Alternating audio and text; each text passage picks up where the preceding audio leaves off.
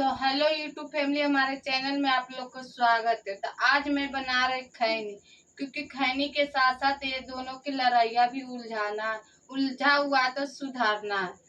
तो रजनी में और सालू में कमेंट के चक्कर में इतना जोरदार लड़ाई हो रहे है, मत पूछो। ये लोग कमेंट के चक्कर में, वो भी दूसरे के बात के चक्कर में। तो खैनी जैसे टूट रहे हैं ना, जैसे रजनी और सालू के साथ कलेक्शन टूट रहा है। तो गाइस, ये दोनों इतना हिलमिल के रहते हैं, एक कमेंट के चक्कर में ये दोनों आपस में नफरतबाजी कर रहे, जो कि सालों की इतनी खुशी बड़ी आ रही है, जिसमें बुधवार सालों को होने वाली, जिसमें रजनी दुखित है क्योंकि उनकी खुशी देखी नहीं जा रही, जो कि सालों के खुशी। तो आप लोग कमेंट में बताना कि दोनों के प्यार सही था या गलत क्यों कर रहे हैं। तो आप लोग प्लीज कमेंट में बताना। और सालो रजनी को एक एक खैनी खिला देना। खैनी साथ में दूंगी दोनों।